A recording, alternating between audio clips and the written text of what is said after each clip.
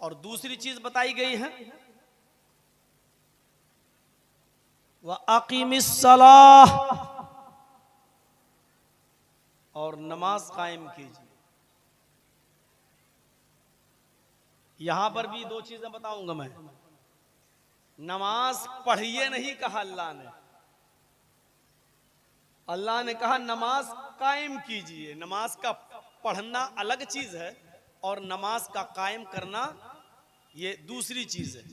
अल्लाह ने ये कहा है नमाज कायम कीजिए, अल्लाह ने ये नहीं कहा कि नमाज पढ़िए। नमाज पढ़ना क्या होता है और नमाज को कायम करना क्या होता है, आज इंशाअल्लाह ये भी समझाएंगे। तीसरी चीज अल्लाह तबारक व तआला ने फरमाई है नमाज का फायदा क्या है। जब नमाज को तुम कायम करोगे तो उसका बेनिफिट क्या है, उसका फायदा क्या है। इन्ना सलात तन्हा अनिल फहशाई वल मुनकर, जब नमाज पढ़ोगे तो नमाज का फायदा यह है कि नमाज तुमको फहशाई वल मुनकर, थोड़ा सा मैं अपनी स्पीड स्लो करके समझा रहा हूं। फहशाई हर खुले हुए ओपन, और मुनकर छिपे हुए। जब तुम नमाज कायम करने लगोगे तो ये नमाज इंसान को हर किस्म की खुली हुई बुराइयों, ओपन गुनाह और छिपे हुए नापसंदीदा गुनाहों से रोक देती है। एक बुराई ओपनली होती है और एक छुपे हुए होती है।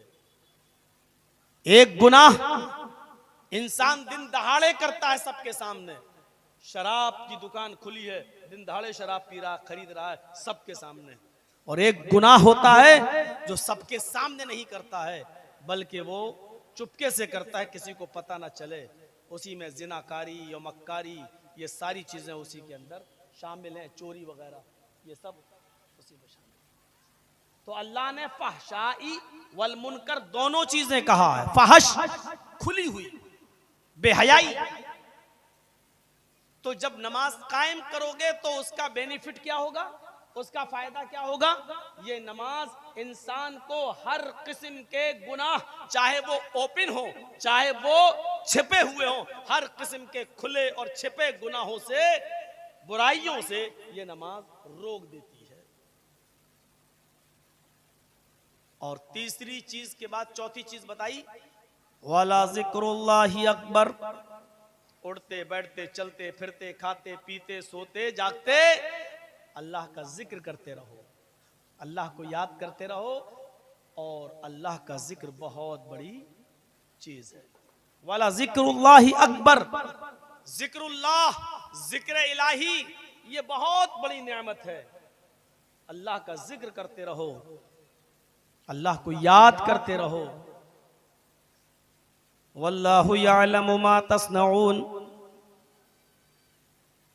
और याद रखना अल्लाह कोई पत्थर की मूर्ति नहीं है जिसको लोग भगवान मान लें, और कोई भी कुत्ता आए तो उसके ऊपर पेशाब भी कर दे तो वो अपने आप को बचा भी ना सके। मंदिरों से सोने की मूर्तियां तक चोरी हो जाती हैं, और ये जो भगवान जिनको माना जाता है अपने आप को बचा भी नहीं पाते। तो याद रखना अल्लाह कोई ऐसा तसव्वुर मत कर लेना, अल्लाह कोई पत्थर की मूर्ति नहीं है। अल्लाह किसी मजार में लेटा हुआ बाबा की तरह भी नहीं है, हैं? कि जिनसे तुम बेटा बेटी मांगते हो लेकिन वो अपने पास आने वाले कुत्ते को भी ना भगा पाए। तो ये तसव्वुर मत करना। वल्लाहु यअलमु मा तस्नऊन, वो हर चीज जानता है जो तुम करते हो। दुनिया में जो कुछ भी तुम कर रहे हो वो हर चीज से बाखबर है। उसको ऐसा मत तसव्वुर कर लेना कि नहीं हम मंदिर में जाके पंखा चुरा लाएंगे और चोरी कर लियो, भगवान रोक भी नहीं पा रहे हैं। नहीं, वल्लाहु यअलमु मा तस्नऊन, वो जानता है, कोई चीज छिपी नहीं है उसकी नजरों से।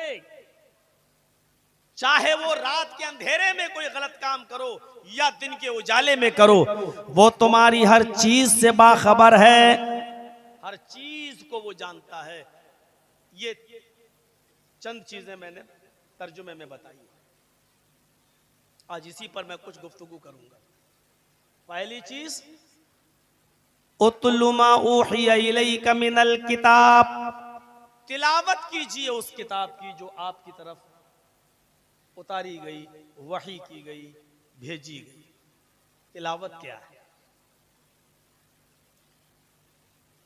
अरबी जबान में तला यतलू बाबे नसरा से जब आता है तो इसका माना होता है पीछे पीछे चलना। आप मिसबाहुल लुगात वगैरह उठाकर देख लें, जो डिक्शनरी है अरबी की, और उसमें आप देख लें कि तला यतलू का क्या माना है, तो आपको अरबी जबान में तला यतलू का माना मिलेगा पीछे पीछे चलना, और उसी से बनता है तिलावत। उतलू इंपरेटिव सेंटेंस है, ये फेले अम्र है अरबी में। अब इसका अगर हम ग्रामर के हिसाब से तर्जमा करें तो तर्जमा ये होगा, उतलू मा उहिया इलैका मिनल किताब, पीछे पीछे चलो उस चीज के जो आपके ऊपर उतारी गई है, जो आपको भेजी गई है, जो आपको दी गई है।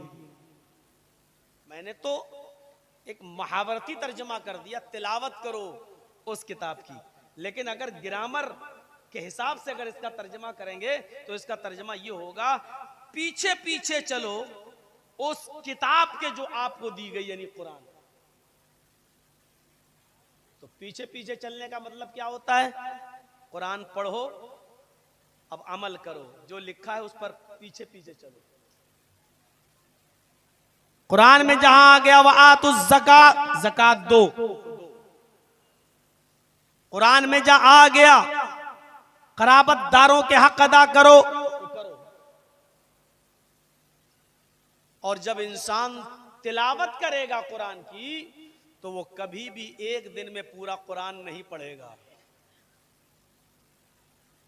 ना रमजान में ना रमजान के अलावा, क्योंकि पढ़ना अलग चीज है। आप पढ़ोगे तो समझोगे नहीं, और जब तिलावत करोगे तो समझोगे। एक आयत पढ़िए रोज, लेकिन समझ कर पढ़िए।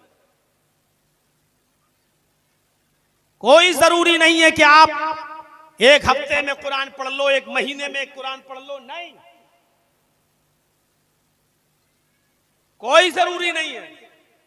और जरूरी तो रमजान में भी नहीं है कि पूरे महीने रमजान में पूरा कुरान पढ़ लो, जरूरी नहीं है।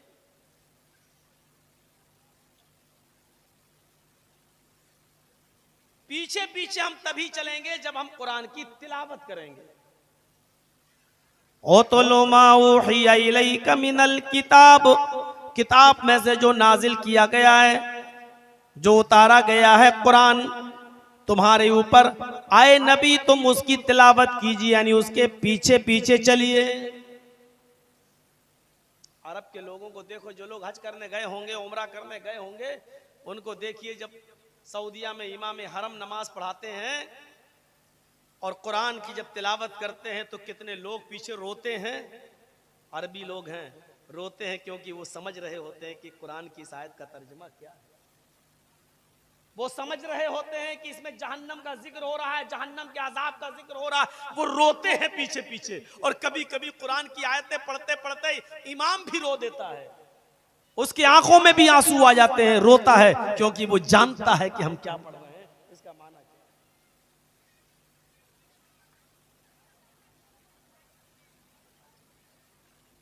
मेरे भाइयों,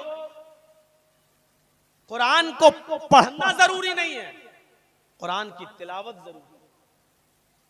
आओ एक और मिसाल से समझाते हैं आपको। अरबी में तिलवुन ऊंटनी के एक बच्चे को कहा जाता है। मेरी स्पीड अपने आप बढ़ जाएगी, पहले थोड़ा सा हम एक बांध रहे हैं आपको। जब आप मेरी बात समझ जाएंगे पूरी तरह तो हम तेज भी बोलेंगे तो आप समझ जाएंगे कि मैं क्या बोल रहा हूं, इसलिए पहले मैं बांध रहा हूं। बहुत से लोग फेसबुक पे लिख रहे हैं कि मौलाना जर्जीस को काहे बुलाते हो, बड़े बड़े मौलाना बड़े बड़े मदनी पड़े हुए हैं, उनको आप छोड़ देते हो, जर्जीस को बुलाते हो। अरे जर्जीस ने बंगाल के लोगों की नब्ज पकड़ी है। डॉक्टर चाहे कितना बड़ा हो जाए, पीएचडी कर ले, एमबीबीएस कर ले, एमडी कर ले, डीएम बन जाए, लेकिन अगर वो मरीज का मर्ज ना पकड़ पाए तो काहे का डॉक्टर, किस बात का डॉक्टर। लिए रहो अपनी डिग्री, ऐसी फर्जी डिग्रियां तो हमारे यहां बकरियां चबा जाती हैं। ये कागज का ढेर पकड़े रहो अपने पास, मैं यहां से पढ़ के आया हूं, मैं वहां से आया हूं। अरे तू लंदन से पढ़ के आ, डॉक्टरी जब तू मर्ज ही नहीं पकड़ पा रहा है किसी मरीज का तो फायदा क्या है। 20-25 साल की जिंदगी कम नहीं होती है।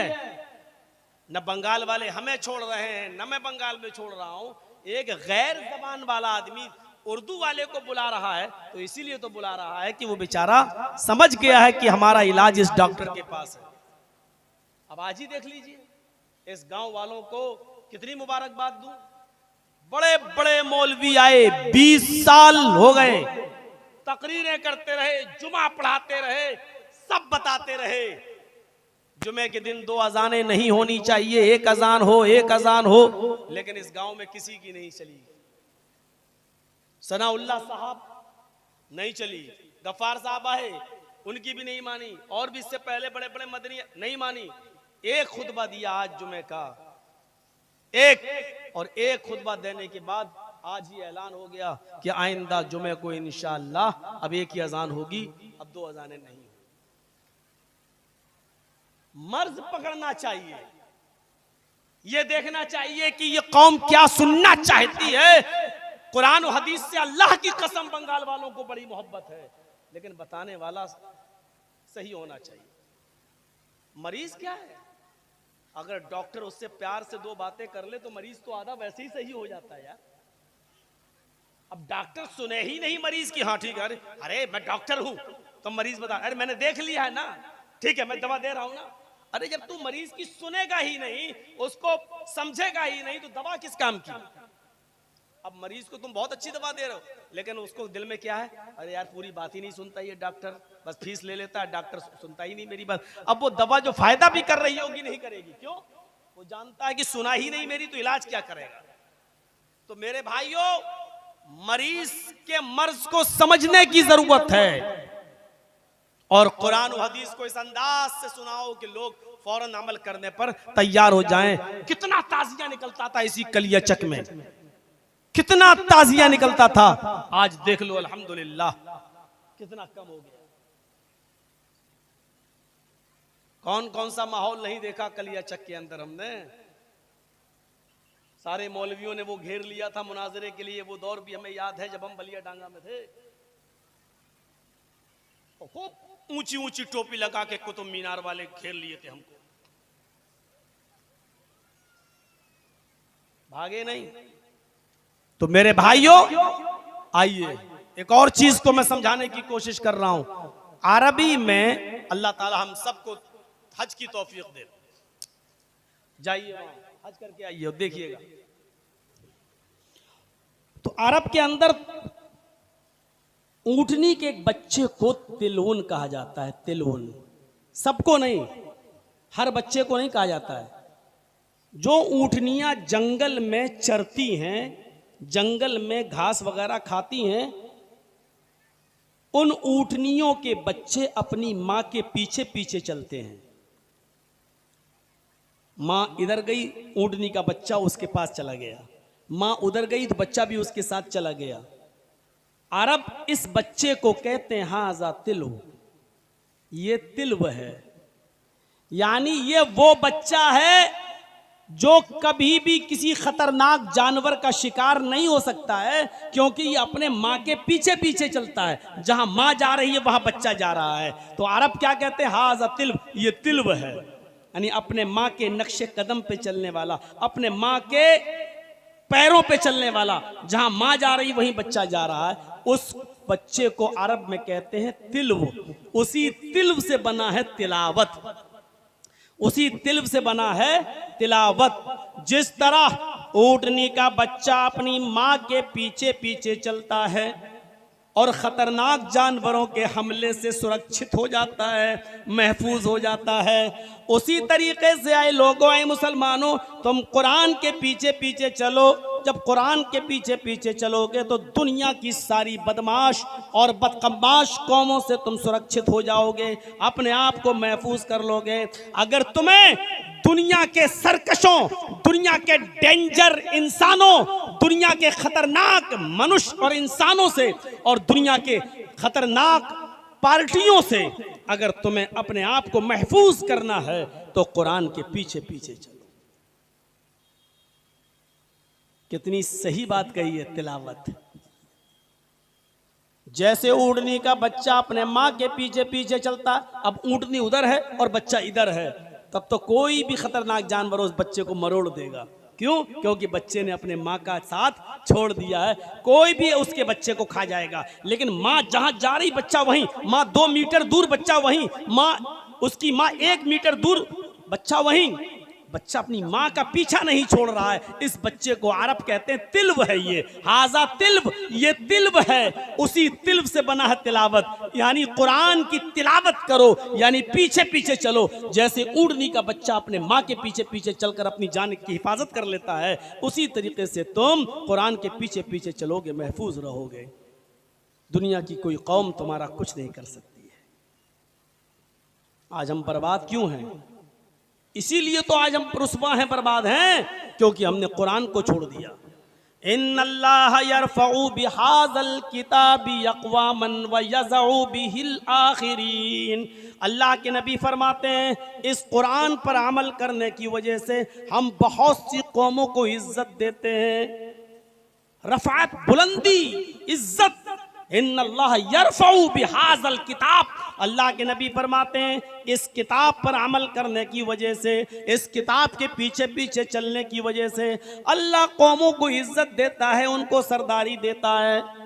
व यज़उ बिहिल आखिरीन, और इस किताब पर जो अमल करना छोड़ देता है, इस किताब को मानना छोड़ देता है, इस किताब को पर अमल करना जो तर्क कर देता है, वो इस दुनिया के अंदर जलील हो जाता है, रुस्वा हो जाता है। अल्लाह के नबी फरमाते हैं अल्लाह उसको बर्बाद कर देता है, उसको जलील कर देता है।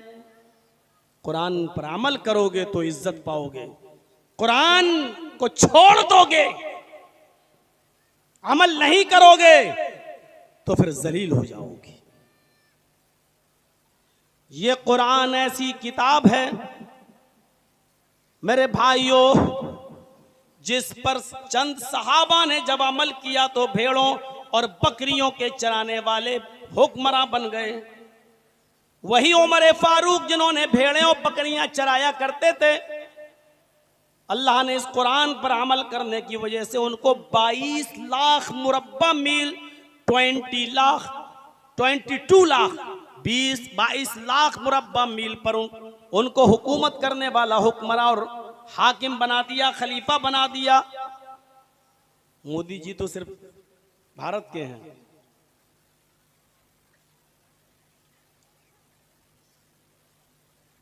बस कोई इस मुल्क का, कोई इस, और 22 लाख मुरब्बा मील जब हुकूमत थी हजरत उमर की, तो सऊदिया भी उसी में शामिल था, बहरीन भी उसी में शामिल था, दुबई भी उसी में शामिल था, इराक भी उसी में शामिल था, ईरान भी उसी में शामिल था, आज़रबाईजान भी उसी में शामिल था, सीरिया जिसको आज हम मुल्क शाम, सीरिया जिसको आज हम मुल्क सीरिया कहते हैं, जो मुल्क शाम के नाम से जाना जाता, वो भी उसी में शामिल था। उर्दुन भी पहले उसी में शामिल था, आज़रबाईजान भी उसी में शामिल था, मिस्र भी उसी में शामिल था। मेरे भाइयों गौर करो कितने मुल्क अरब में शामिल थे, बाद में इनके टुकड़े हुए, बाद में ये अलग अलग मुल्क बने। पहले ये सारे मुल्क एक थे, एक, और हजरत उमर इन तमाम मुल्कों के खलीफा थे, हाकिम थे। आज थोड़ी सी हुकूमत क्या मिल जाती है कि लोग अपना हाव भाव सब बदल देते हैं। हजरत उमर फारूक से देखो 22 लाख मुरब्बा मील पर हुकूमत करके दिखा। और थे कौन? भेड़ों के चराने वाले, बकरियों के चराने वाले। अब कोई आदमी खड़ा होकर ये ना कह दे ये कौन सी बड़ी बात है, हमारे इधर भी तो एक चाय बेचने वाला देखो क्या बन गया। मौलाना साहब मां नाम मत लो, अभी 5 महीना जेल में रह के आए हो। क्या करूं, बंगाल में आने के बाद अजीब हिम्मत बढ़ जाती है मेरी। नहीं चाहता हूं कि बोलूं, लेकिन कुछ ना कुछ निकल ही जाता है।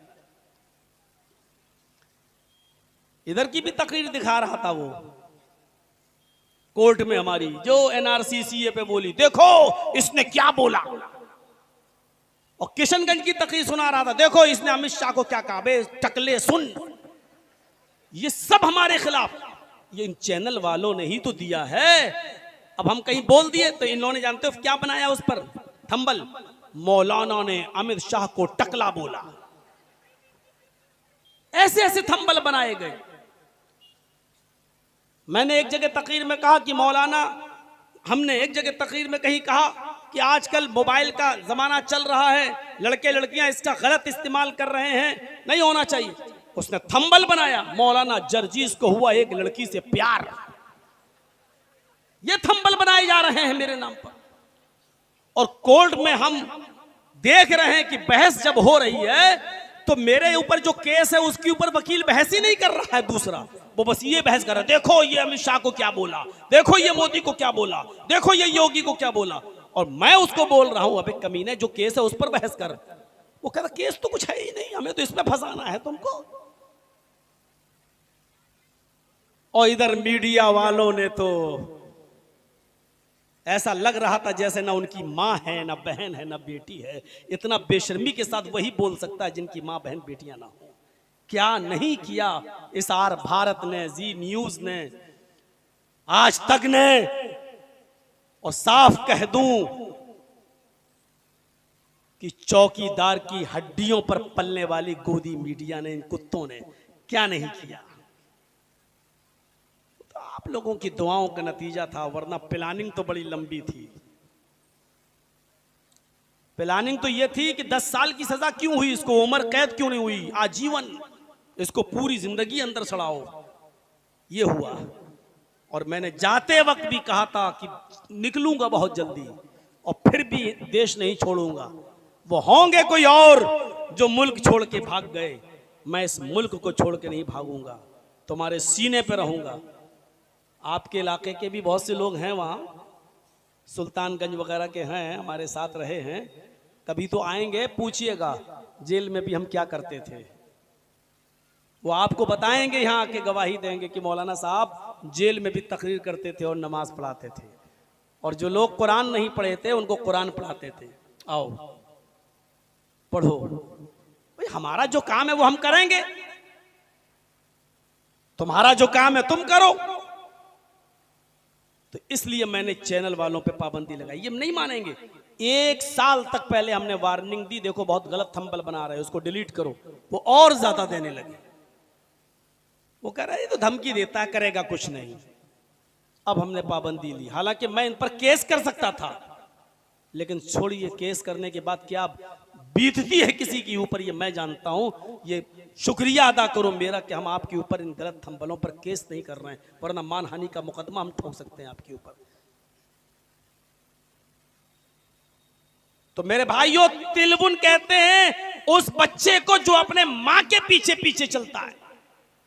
आइए मैं आपको बताऊं, कुरान, यही हजरत उमर फारूक खलीफा बन गए हैं कुरान पर अमल करने की वजह से।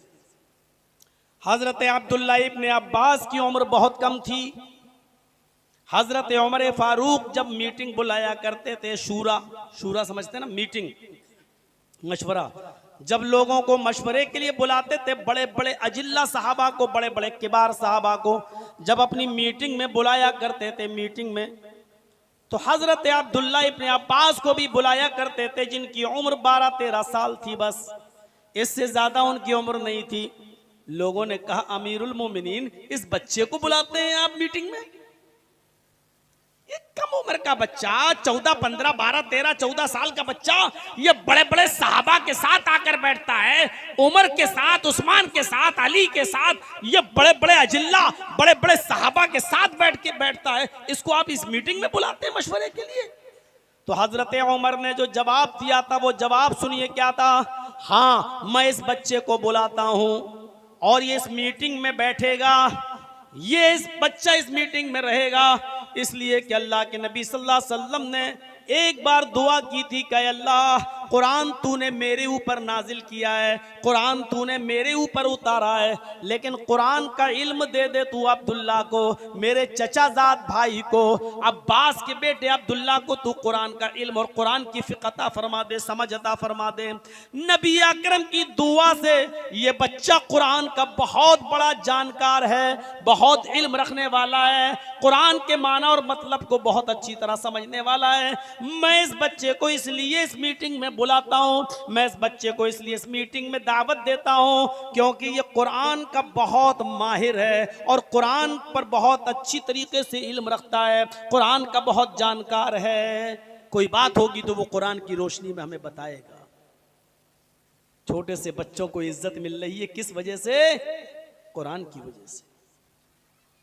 आप भी देखते हैं ना, 12-13 साल का बच्चा अगर कुरान का हाफिज हो जाता है तो आपकी मस्जिद में वो नमाज पढ़ाता है, तरावी पढ़ाता है, कुरान सुनाता है, और बड़े बड़े हाजी और नमाजी और बड़े बड़े सरदार, बड़े बड़े पैसे वाले उसके पीछे नमाज पढ़ते हैं। इस 12, 13, 15 साल के बच्चे को अगर ये इज्जत मिली है जो मुसल्ले पे खड़े होकर नमाज पढ़ा रहा है, तो ये इज्जत आपने नहीं दी, ये इज्जत उसी कुरान की बरकत से मिली है जिसका इल्म है उसके पास। अभी कोई फिल्मी एक्टर आ जाए आपके पास, फिर देखिए आपकी भीड़ कैसे देखने के लिए चले जाएंगे आप उसको। लेकिन मैं दावे के साथ कह सकता हूं कि अल्लाह की कसम, रब्बे काबा की कसम, इस वक्त आप की नजर में जिस एक्टर का भी नाम आ रहा हो दिमाग में, वो आपकी नजर में कितना भी बड़ा हो, लेकिन इस्लाम ने उस छोटे से 9, 10, 12 साल के बच्चे को जो मदरसे में पढ़ता है और कुरान की तिलावत करता है, कुरान सीखता है, उसको जो इज्जत दी है वो इस दुनिया में फिल्मी दुनिया के एक्टरों को नहीं मिली। ये कुरान का इल्म हासिल करने वाले बच्चे जब जमीन पर चलते हैं, अल्लाह के नबी फरमाते हैं कसम है उस रब के इज्जत व जलाल की, ये बच्चे जमीन पर चलते ही नहीं हैं। इन बच्चों के जमीन पर चलने से पहले फरिश्ते अपने पैरों को, अपने बाजुओं को जमीन पर बिछा देते हैं। ये बच्चे जो कुरान सीखते हैं, ये बच्चे फरिश्तों के बाजुओं पर, फरिश्तों के पैरों पर चलते हैं। आप मौलाना जर्जीस के लिए क्या करेंगे? ज्यादा से ज्यादा आ रहे हैं, फूल बरसाएंगे लोग, अच्छी सी कालीन बिछा देंगे, साहब जमीन पे नहीं, इस पे चलिए। और फरिश्ते जिसके लिए अपने पर बिछाते हैं, उनसे बड़ा कोई मकाम व मर्तबा हो सकता है किसी का?